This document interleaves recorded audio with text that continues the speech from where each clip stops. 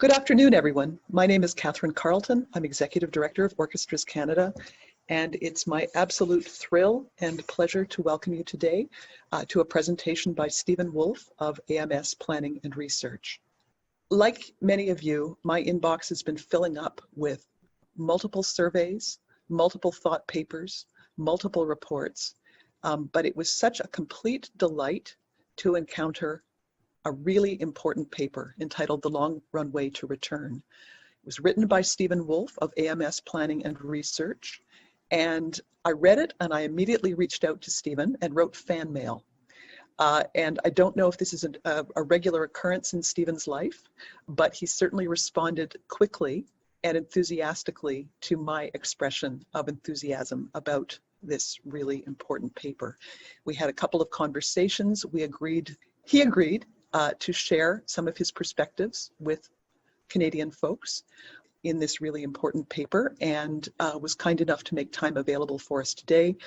Stephen is founder of AMS Planning and Research. He spent over 30 years consulting in the arts and culture sector. He's well familiar with a number of major centers in Canada and with some of the major players in our community, and he's got interesting and vital things to say, and I will take no more time other than to hand the microphone over to Stephen with gratitude for your presence with us today. Thank you, Stephen.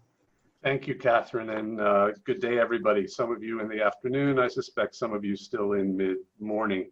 Catherine, fan mail is always welcome.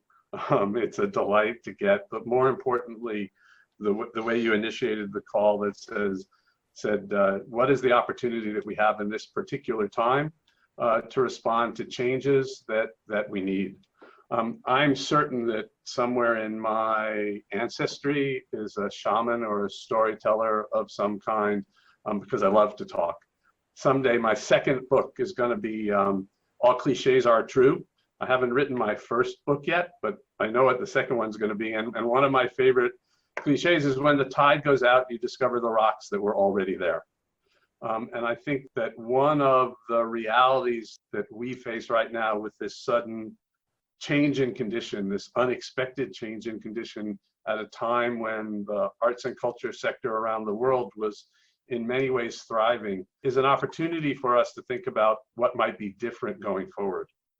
Our plan today, I'm gonna speak for a few minutes, hopefully less than the allotted time, just to highlight some of the themes in the paper, which is by design two things.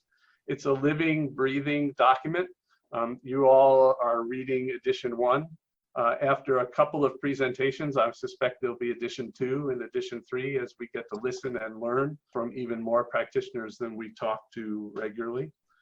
We have 4 wonderful, wonderful respondents who are gonna react to get the conversation going when I'm done, from very, very different perspectives: artistic leadership, administrative leadership, artists, and an allied field. So I think it's going to be really interesting to see what they have to say. And then we're going to divide you up into breakout rooms to literally talk about actions that you might take, the things that resonated, the things that were off base, so that you might consider where to go. So,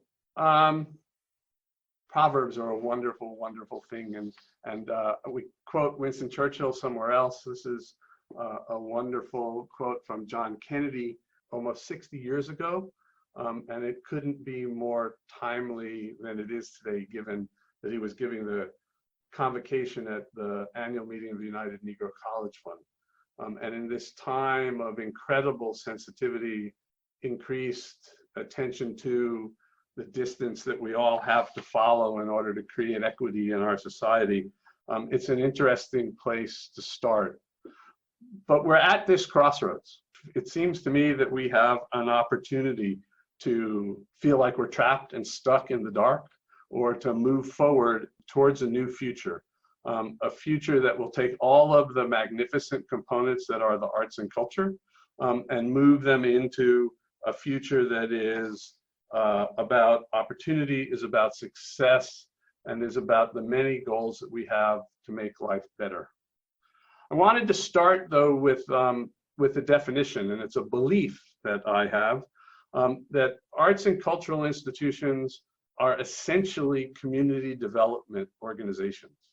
The frame that is traditionally used for these kinds of organizations in our cities and our towns around the world are anchor institutions, and they're typically defined as enduring institutions that are place-based, that are capital intensive, and don't have the opportunity to move from city to city as a sports team or a business might.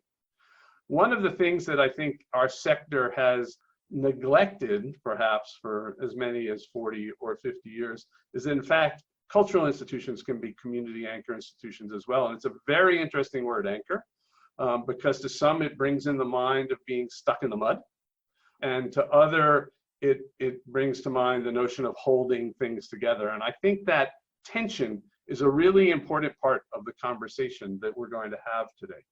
Anchor cultural institutions do a bunch of things, much like hospitals, universities, colleges, governments, community foundations. In our case, we employ artists and craftspeople.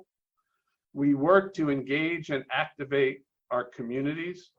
We're deeply sensitive to and aware of social justice, and we actually drive economic impact.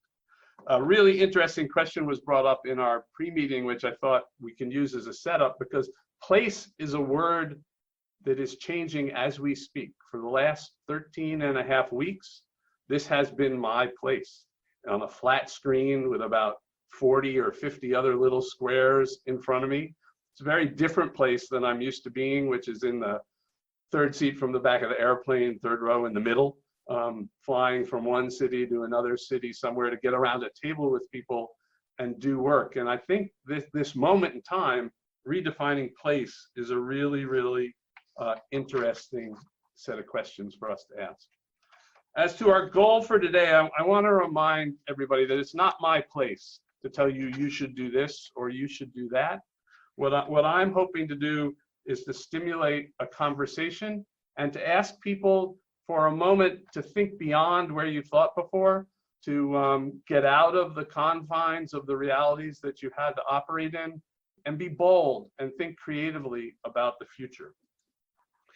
There are, however, some givens that we should make sure that we take into our consideration. First and most important to me, I have to admit to all of you, I'm trained as a theater manager. My musical experience is the bass clarinet, the first two notes in The Girl from Ipanema, and that was all the band director would let me have. So I'm in a somewhat different place than I think almost everyone on the phone.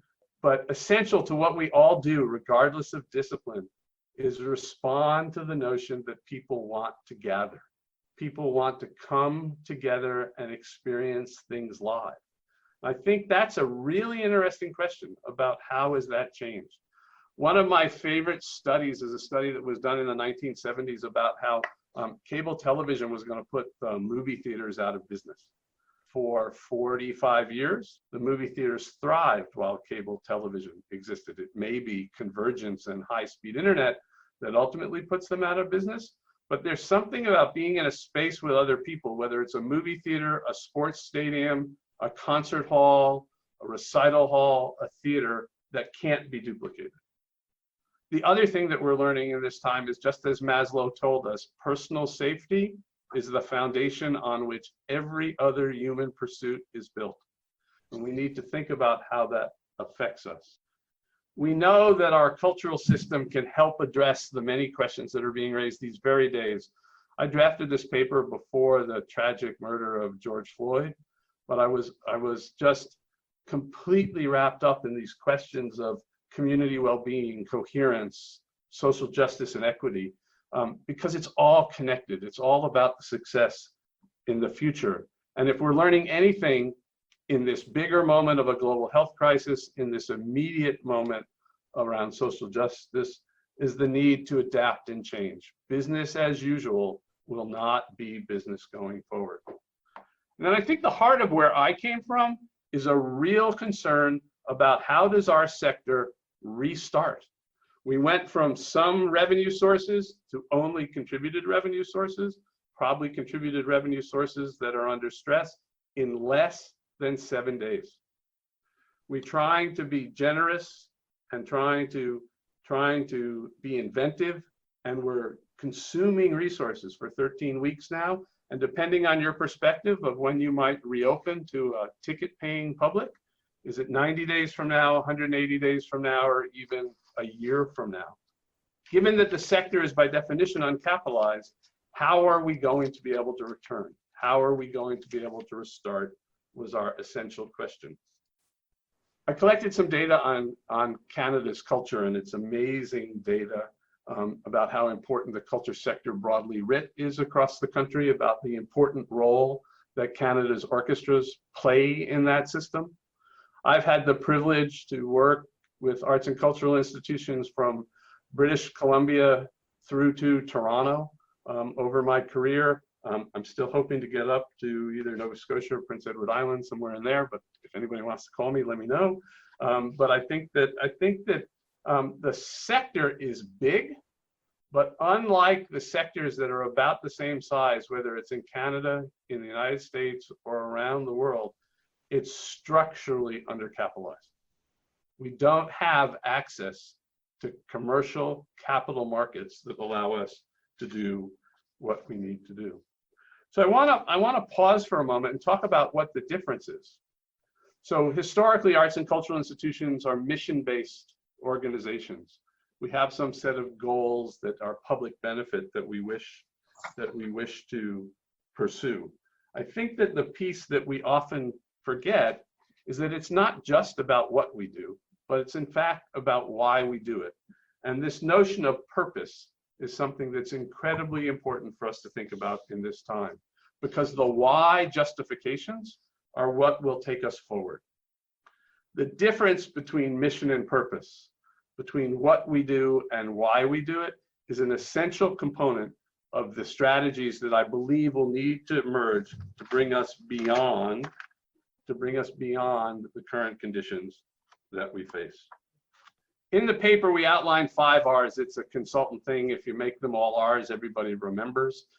But these 5 steps of resilience, readiness, reimagination, recapitalization, and return are about strategies to help us think about, in manageable portions, how we move forward from the place we find ourselves in, which is not of our making at all, to the place that we'd like to be in when we go forward. So I'd like just to pause here for 1 second and put myself back on the screen and just talk a little bit about why these 5 stages. I'll go into the specific strategies in just a second. But what we're learning now, and have learned every day since this crisis began, is the need to be agile, the need to be thoughtful, and the need to reevaluate givens that we've seen all along. On the resilience stage, how do we make sure our organizations can in fact survive? How do we make sure that we are ready and able to return to work? What do we need to reimagine in order to think about a future that will be different as 9/11 was, as different as the global financial crisis was, as different as the civil rights movement was meant to be? How do we pull together the resources, human, financial, and leadership resources we need to be successful in the community? And then how do we actually go back to business that will certainly not be business as usual? We turned off, but I don't believe we're actually going to turn back on.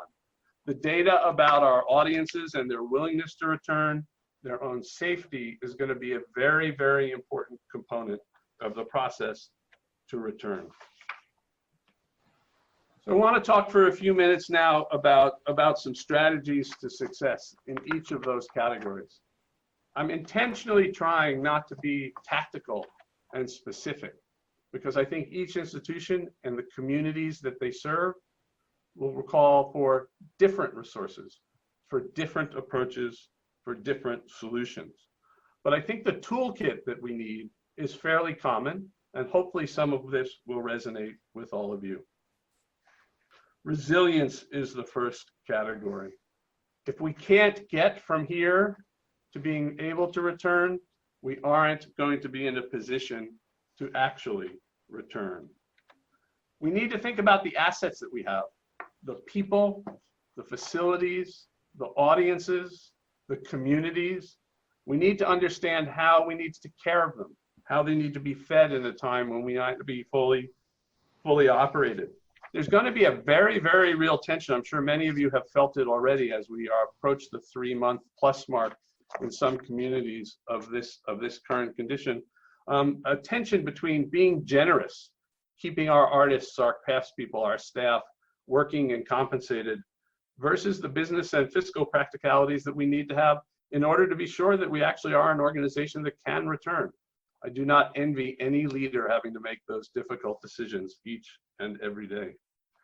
We need to think about how we stay present. I think one of the most interesting stories that I heard so far is about NASCAR.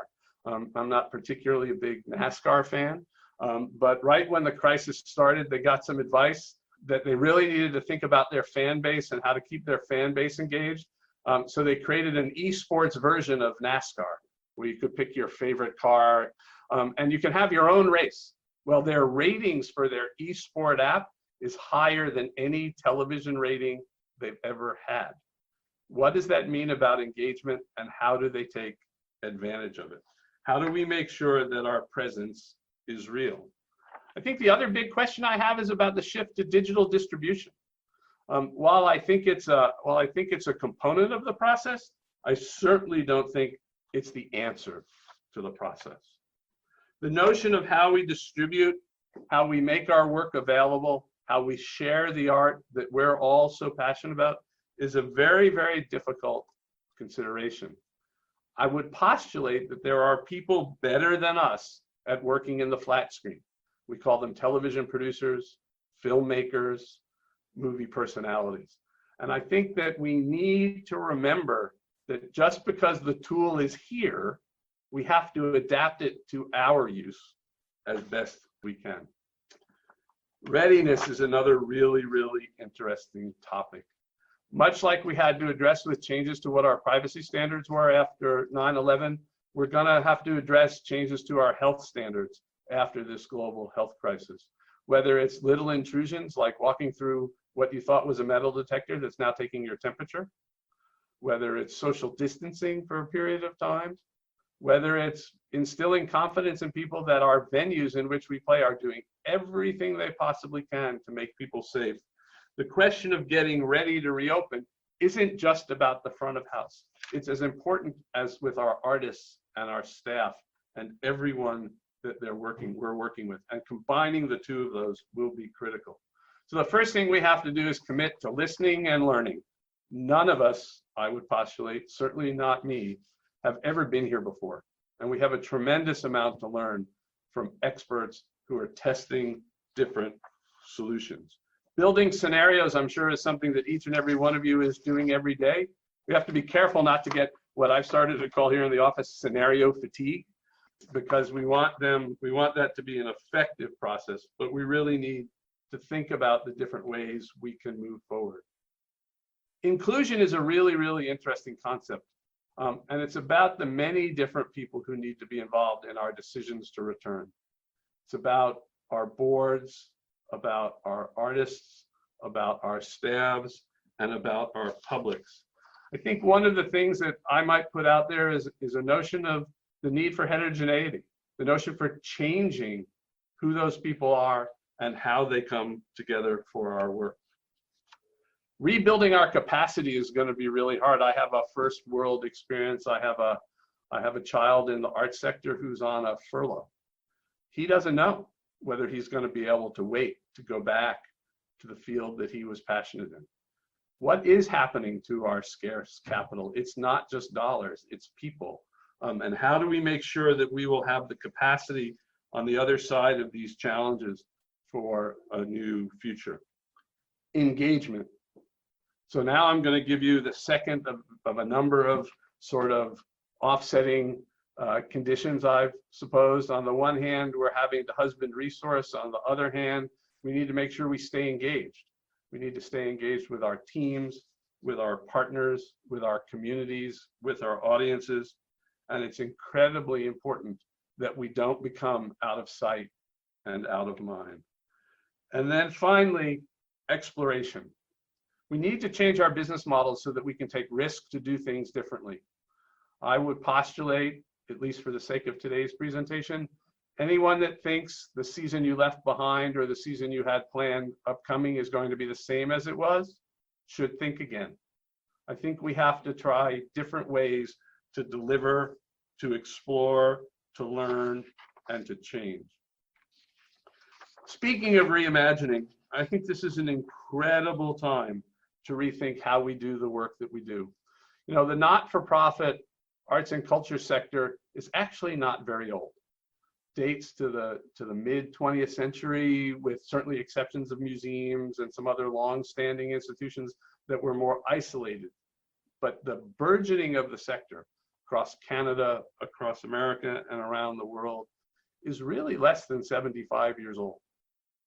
Have we reimagined it at any point across that time, or have we simply built upon what came before?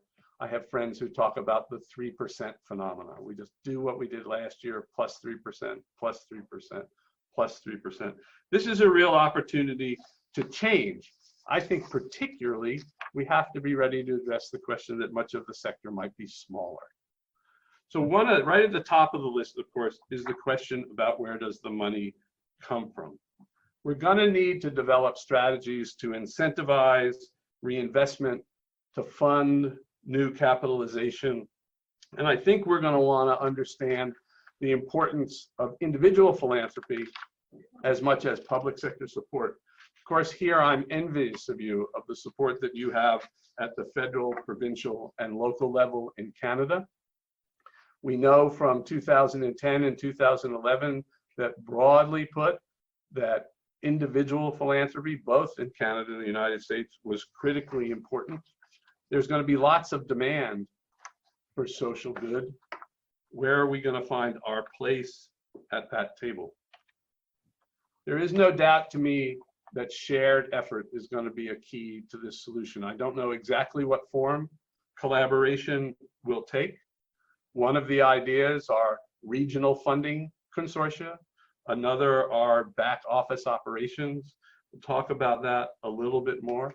But how can the public sector and the private sector collaborate together to create the capital that we're going to need? And then I think we should be upfront that the sector may be facing consolidation. It's a very, very interesting question for the classical music world, for the theater world, for the dance world. How do we serve different communities in different geographies in an effective and efficient manner? Our business model, which has been pretty much a one beneficiary business model, an institutional beneficiary business model, may need to change so that risk and reward are shared by all of the makers of the project, so that risk and reward are shared with a class of donor that might be considered investor, social venture philanthropy, looking for returns from capital investments. So on to the notion of recapitalization. I think this is a really important part of the questions that we're facing. So we're faced as a sector with scarce resource.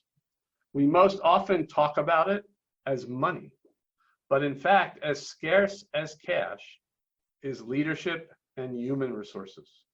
Our professional staff, our boards, our artists, our craftspeople. And we have to shepherd each of those into the next step. But we have a complicated math because the return isn't a lower right-hand corner return. I'm sure all of you are familiar with the phrase double bottom line. Our most important return, our most motivating return, which I believe goes back to the very beginning and the question of why, is the notion of public value. How do we bring the art that we make in the communities that we make it to making those communities, our places as they might be defined, better places? So in talking about recapitalization, I think there are several different strategies. The first is about leadership. There's generational change going on around the world like there hasn't been in more than a generation. How do we bring new leaders to the table? How do we bring different leaders to the table? How do we bring generative leaders and truly empower our boards, our committees, our community engagement organizations, our affiliates, our councils, our docents? How do we truly empower them to help us be successful in creating public value? The business model in the not-for-profit arts sector is a very, very interesting business model. And lest anyone get concerned, I have a Master's of Fine Arts degree. So don't confuse me for a banker when I tell you that our financial models are upside down. We start with expense. We say, this is what it's going to cost to make what we make. How much money might we generate at the door? And then we need a subsidy for the balance. I'd like to challenge folks to think about it the other way around. How much revenue can we generate from this privileged structure we have that is combined of both earned income and contributed income? And how can we best deliver value for that revenue? It's a very, very different way of thinking. Our places, and I want to give all credit to Tim, who raised this in our conversation earlier. What is placemaking? Is it literally physical? Is it becoming digital? Is it many? Are the walls of the buildings in which we typically make our art holding us back or helping us? I think those are questions that we really, really need to ask and resolve. Because in the end, being resilient, getting ready, reimagining, and recapitalizing is all about getting us to the point where we can return. One of the many dichotomies that's distracted me about this right now is here we are in the heart of the spring. Flowers are blooming in my yard. They come back year after year. I happen to love the winter, but for a lot of people, it's a sign of return. And bringing people back together is what we all want to see. But it's going to take time. It's going to take time from a resources perspective, and it's going to take time from a capacity perspective. I think the most important thing in terms of being ready to return is to remain visible and present. I think if we get lost in the noise, if we fade into the background hoping that we can return, people will just come back. We're going to be missing some of the outcomes. We need to be transparent. I think it's okay to say to a board of directors, this is really difficult. We have a giant capitalization problem. I think it's okay to say to a community, we need you to help us figure out how we come back. I think that we need to be engaged in a way that says, we've stayed with you while we've been dark, as one of my theater friends like to say, during our extended intermission, but we've remained present, and this is what it's going to take for us to succeed. I truly believe one of the recapitalization questions, not unlike the bankruptcy laws down here in the United States that allow you to say, I need to do my business differently, is gonna be a pretty fundamental conversation. How can we make it work in a different way? And most importantly, the data is very clear already, and every 2 weeks we're surveying tens of thousands of people. Tons of surveying going on across Canada. In order to come back to our places where we gather, whether they're indoors or outdoors, whether they're in person or online, people are going to need to know that they are safe. And those people aren't just our audiences. In fact, I've seen a really great guide with 49 pages of how to make sure audiences are safe. We know that all of our artists, all of our craftspeople, all of our staff deserve to be safe as well. And making sure that the contributions of all of the different players in this process are recognized is very important. And then finally, we need to be patient. I'm fairly certain that we're going to have to start small. We're going to have to explore. While we will be creative and innovative, I don't think we're just going to turn the car back on and go roaring around the track at 60 miles an hour. We have a framework that we've thought a lot about here at AMS over the years that we call invite, welcome, and retain. And the notion is, how do we keep and stay engaged with the communities, internal and external, that we partner with to be successful?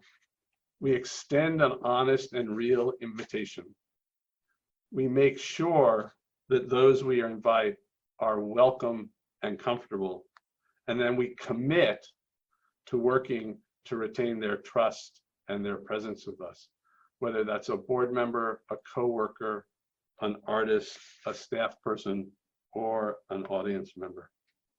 So with that, I'm going to wrap up just a couple of minutes early, which is always a good thing to do, with this last thought. I always love reading business texts and being able to bring it back into our sector, because I think one of the things that the arts and culture sector is not guilty of is lack of imagination. And I think that's an advantage that we have coming out of this particular global health crisis. If we apply our imaginations, if we think creatively about how we can change and be different, we can be more successful than we were, and we can return with plenty of energy. So thank you very, very much for the conversation, the opportunity. I look forward to engaging with you as we go forward. And I think I'm turning it over to Simone. Well, yeah, thank you so much, Stephen. You insisted this would be non-prescriptive, and I don't think it was, but it was, I think, truly motivating. Thank you so much for that. So for those who don't know me, my name is Simon Gamache, and I sit on Orchestra Canada Board of Directors. J'ai le grand privilège d'être sur le CA d'Orchestre Canada. Now, I would like our panelists to start a conversation with Stephen on his presentation and also on the paper. Please let me introduce them, starting from the West Coast. Robert Fraser has been the bass trombonist of the Victoria Symphony for 30 years. Since 1999, he has been involved with the organizations of Canadian symphony musicians. He served as secretary for a decade and has been its president since 2013. Bob is involved with most of the pre-concert lectures for the Victoria Symphony's main series concert and is a regular participant in his orchestra's education and outreach programs. Trudy Schroeder has been the executive director of the Winnipeg Symphony Orchestra since 2008. She believes in the importance of access to live music experiences in communities. Trudy is also convinced that arts organizations have a significant role to play in urban redevelopment and community transformation. Very active in her hometown, Trudy was appointed to the Order of Manitoba, was named as a Winnipeg Woman of Distinction, and received awards from the City of Winnipeg and Canadian Mennonite University. Tim Jennings joined the Shaw Festival as its executive director in 2015. Previously, he was appointed managing director of Toronto's Roseneath Theatre, managing director at Seattle's Children's Theatre, and managing director of the Children's Theatre Company of Minneapolis. A respected and awarded theatre manager in both Canada and the US, Tim Jennings is a passionate social advocate known for his creativity, financial acumen, leadership skills, and energy. Conductor Nicolas Ellis is the artistic director and founder of the Orchestre de l'Agora in Montreal, and currently serves as artistic partner to the Orchestre Métropolitain in Yannick Nézet-Séguin. In 2013, he founded the Orchestre de l'Agora, an ensemble whose mission is to position classical musicians as agents of social change within communities. Nicolas has conducted several of Canada's finest ensembles. So let's get started. I have a bit of a general question, not for Stephen, but not for our panelists. I mean, Stephen talked about 5 stages. I'm curious, I mean, do you see this, and maybe Stephen could answer at the end, but is this something that, do we have to go in order, or is this more an iterative process? Do we go back and forth? Do we explore? Do we realize we made some mistakes? And I'm sure, like, you know, most of the people on the line are in some stages, are at some stages of those things. So I'm just curious how our panelists are seeing this. So I'll start, I guess. My thought process on this is that it is iterative, that we're moving back and forth between ideas all the time. I certainly know we're doing that. We're trying to figure out how to open little things now, assuming a different kind of opening in 18 months. How are we engaging with people now? That might change. And I think a big part of what I'm hoping for out of the coming few months is the resources and the human resources to be able to start thinking through how we experiment and how we try things to get back to a live space. So it's going to be very tricky over a period of time, and it may be tricky for years, depending on what we find out about this disease, and also about people's ability to socially gather. But I think there's something out there. We already are seeing it in other places. And so just the idea that, for instance, places like Korea have already opened up their doors and figured out a way to do this without increasing the numbers of cases is exciting. So there are options. Well, if I can make a comment, I think iterative is certainly the story, but I also think I've been thinking about sort of those stages of grief. You know, they talk about the Kubler-Ross. You know, that when something this abrupt happens, you go through sort of the stages of mourning as well. Mourning, you know, sort of the season that you plan. Mourning the way you do your work. Mourning the you know, the beauty that you create on a regular basis. And what has tended to ground me is I stop and I do two things. I mean, the thing that has kept me going through many years of arts management has been thinking always about, I find I don't go wrong if I think about the art at the heart. You know, if you sort of center it down to like, why is it that we are doing this? Because we are trustees of an art form that we believe has great human value, that has great value for our communities. And if you sort of boil it down to actually what do we do to retain this for our communities, that art form that in fact we know has benefits for people, then you start to be on the right track. And the second thing that I do is actually, and it seems goofy and people think it's kind of strange, but I start to think forward about where we want to be, not 5 years out, which is sort of our plan, but thinking 20 years out. You can't really quite in a way imagine it, but you have to try to imagine, like, what is that point in the distance that you've got your little canoe in the water, and if you are just sort of zigzagging around without a sort of some kind of distant point to aim toward, you don't actually get anywhere. So thinking about some distant point of where might we want to be, what are the guidelines and the anchors that keep us going, it starts to get me in a more hopeful place. So that's my thought. I'll say that in response to what we were talking about, being visible and present for our audience, and I couldn't agree more with Stephen about that. But one concern maybe that I've been thinking about as a musician is being present and visible at what price in terms of quality expectation from the audience, because I find it there's a lot of many initiatives online right now to reach out with our audience. Some of them are very good, and some of them are, of course, we all have done some stuff with just a phone and with the sound quality that comes with it. So that's maybe one of the open questions that have been going into my mind about finding a way to be present, but still cultivating strong artistic qualities from our audiences. Merci, Nicolas. So is this bringing us back to this concept of place? Is this a new place or a temporary space, a transitional space? If I can jump in here, that's a really good question. Traditionally, from the point of view of someone who represents your workforce, we have always treated the digital sphere as a separate place from the work that we do locally live.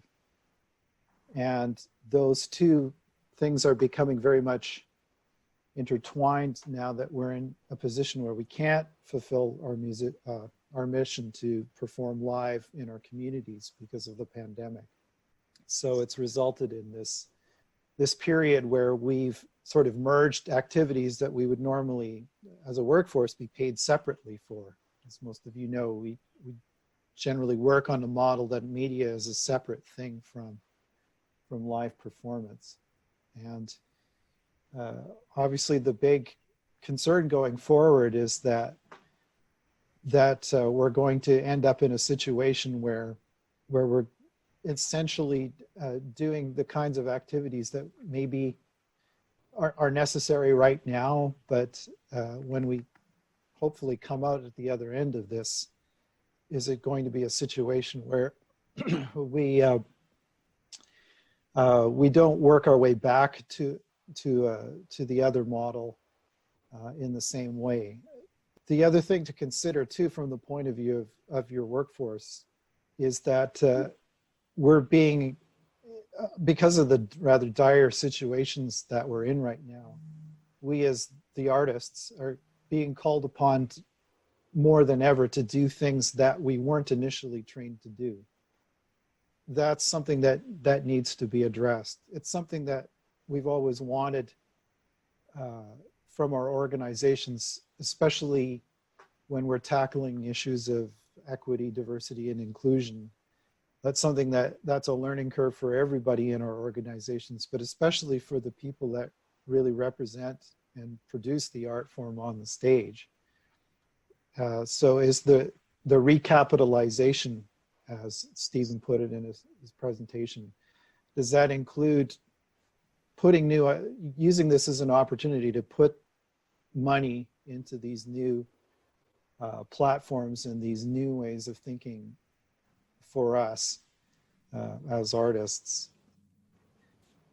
For what it's worth, that's as best as I can represent your workforce, because as you know, all of you have different models for using musicians. Some of you share musicians between different organizations. Some of you have very much a permanent fixed group of musicians in your community who live and work there all year round and contribute to other institutions in your community, and every single thing in between. So it's a question that's probably going to have different answers depending on where you are.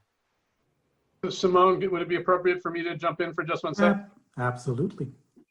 So I think that all of the panelists have addressed a thread, and I think that Bob put his finger on it. The changes that we need are in every dimension of what we do. We're all being called on to do different things. We're being called on to do them in different ways, and the easy path forward would be to go back to the way it was, right? And I think that's the opportunity of the moment, is to explore in this time, because ironically we have a few moments to think, at least in a different way than we did only 100 days ago, to think about what might we do differently. How might we change the nature of our partnerships? I think Bob, your point about the relationship between a workforce and an employer is a huge opportunity. This notion of there were two separate things that we did is clearly being fundamentally challenged.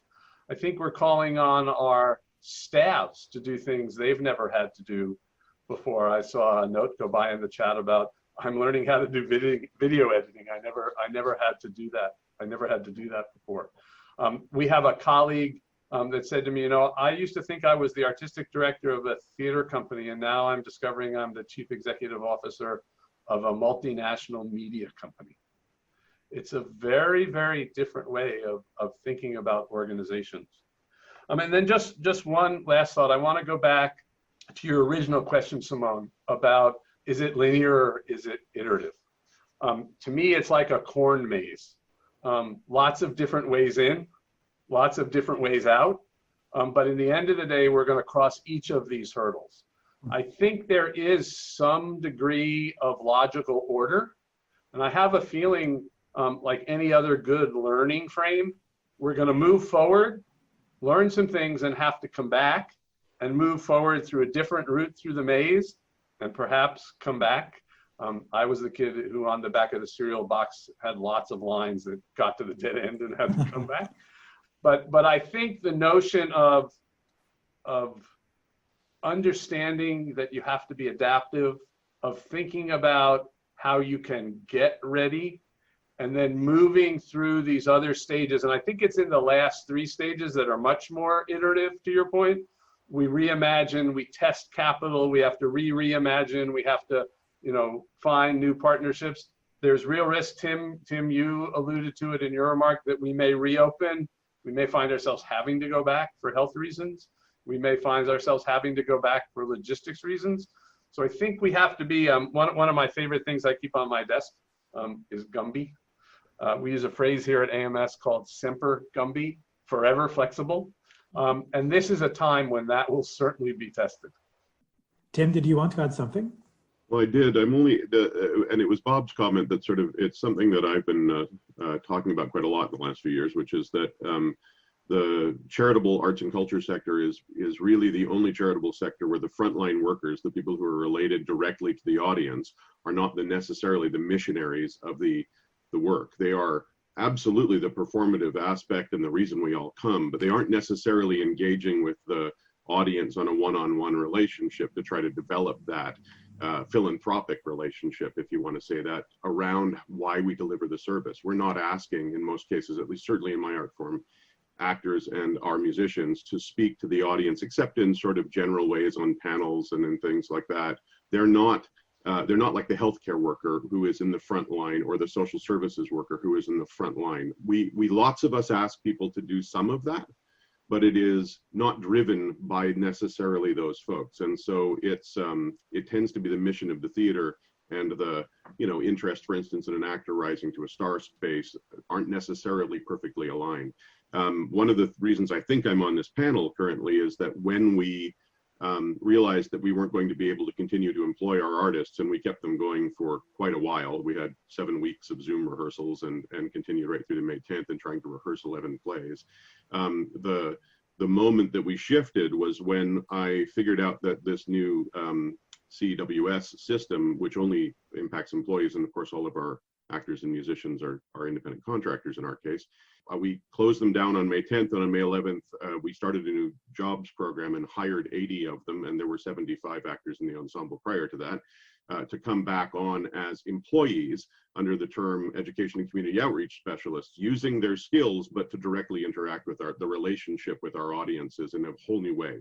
And we've asked them to help us develop that program 100%. So they're now all employees of the festival in a very different way. And that employment will go right through to the end of August and hopefully a lot longer. But the relationship there was what was driving that. It was we suddenly realized that we had a real opportunity to change the charitable narrative and put those folks in the frontline space that we were hoping they'd always been in, and that we used them for, absolutely used them for, but that had been more the realm of the development officers and of administrators to try to make that case, which we don't do as well as they do. So at the end of the day, it was a really wonderful shift in our thought process, and I would say we're now busier than we've ever been. So this is a sort of a different model, and of course now all of those people are employed, and they're employed well, and at the end of this, even if they come off, they'll get EI, which is great. So there's all sorts of advantages to this rethinking of a model. And I just use that as an example. It's not necessarily the only one by any stretch of the imagination, but it's a thought process about how do we align. Well, thank you, Tim. And I'll just on a personal note, when Catherine Carlton brought that up to me when that happened, and honestly, it brought tears to my eyes, like literally did. Like this is so simple but brilliant, but that's really that's reimagining. So I mean, we've maybe just a couple minutes left before we break out into smaller rooms. Stephen, do you want to add something? Trudy, Nicola, Bob? I just wanted to respond to something in the chat that came up about that we need to erase the us versus them, the demarcation between your frontline workers and the people in the office and those that run your organizations. And I completely agree.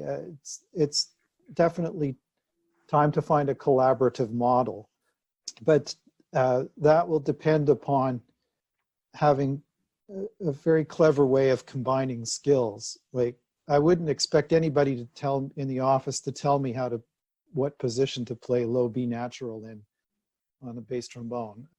And similarly, I'm not a marketing or development expert by any stretch of the imagination. So, but there's a way for those two things to meet in the middle somehow. And it's going to take a clever minds to come up with how both of these parties contribute to each other and move forward in a unified way. I love what Mr. Jennings is doing with the Shaw Festival in the midst of this crisis. Yeah. I think that's actually a very brilliant way of using some very sour lemons to make some very sweet lemonade. So Simone, if I could, there was a thing that came across the chat that I think Yes. was meant to be for all of the panelists, but it came just to me. And it was a reference to my metaphor about the tide, and that the tide goes out and the rocks are still there. I think we have a very real reality in our sector to understand that what this particular crisis has revealed is a number of conditions that have been calling for change for a long time. And there's, we have to quote Sir Winston Churchill, no point in letting a good crisis go to waste.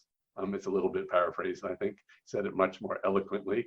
But we have an opportunity here to make change of necessity and of intention in order to move forward, because the tide will come back in and we will think that the rocks are gone, and then we will discover again that they haven't changed. So I think taking advantage of the moment to come up with creative solutions to a more successful future is the really exciting thing to me about where we are, because otherwise it would be very easy to spend a lot of time wringing my hands and wondering, as opposed to much of what I've seen in the chat go by, which is so proactive. And I think a wonderful opportunity for the conversations that we're about to jump into. Thank you for providing us, Stephen, with an excellent start to a conversation that I wish could be a whole lot longer. Well, thanks, Catherine. I dropped in on 3 of the smaller sessions, and I've been looking at the Google Sheet as it goes by, and I think that it feels like I've accomplished my goal, which was to get a conversation started. And I look on all of the organizations individually and to Orchestras Canada to continue the conversations, because I picked up a couple of things. The need to change is hard to acknowledge, and change is actually hard to do. I think unfortunately, or fortunately, at this time, we're called on to change so that we can fulfill the expectations that our communities have of us, that art is there to help us become fulfilled, to help us explore, to help us discover new places. Another thing is that I hope that everybody acknowledges this is not a normal time, and we won't be going back to the old normal. It will be a new normal, and part of getting there and being successful there will be about adapting and changing. The third thing that I think I gathered was some really interesting conversation about how we reallocate resources, which leads to questions about why. What I started to hear and read was some real testing of the why do we do what we do, maybe not take for granted what we've always done.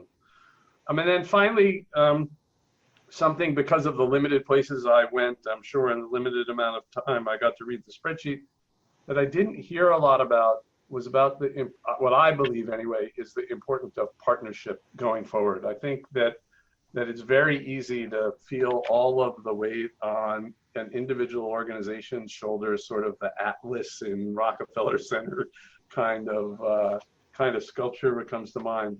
And I think that if we can, and Devin, you nailed it there, if we can think of ourselves as an ensemble, whether it's across the country, whether it's all over the continent, whether it's in a city, that we have a real opportunity to figure out how to maximize the impact that we can have as we go forward. I just wanted to share one last time in closing my thank you and my contact information. I'm sure that Catherine will make it available to anybody who's interested in reaching out. This is an important conversation, one that we're doing with different groups of leaders, literally week by week by week. It was really an honor to be asked to spend some time with you today. I appreciate my fan club. Catherine, I'm going to make you the president of the Canadian division, and then we'll find another division somewhere in the future. But I hope that this has stimulated everybody to think forward from a new perspective. I want to thank all the panelists that you got to join us today. I want to thank all of the facilitators in their rooms, Nick, who's kept us together technologically. It's always wonderful when this works so smoothly. And I invite anybody to please reach out if there's any conversation you want to have. We're more than happy to have it. So Catherine, thank you so very much. Well, thank you. And one of the things that was one of the discussions that was going on in the chat box earlier was the importance of reaching out and to patrons, friends, partners in the community, and the presence of Stephen today as our expert leader, and the presence of Tim Jennings as one of our panelists. You were both recipients of fan mail, I have to say, and my admiration for the intellect and the care that you bring to our sector is just one of those things that I think is a continual gift. So our gratitude to you. It is a privilege and a pleasure to serve this community. I thank Stephen, I thank our panelists, I thank Simon, I thank our volunteer facilitators, and I wish you all much joy in the evolution of tactics and of strategies moving forward. Thank you so much.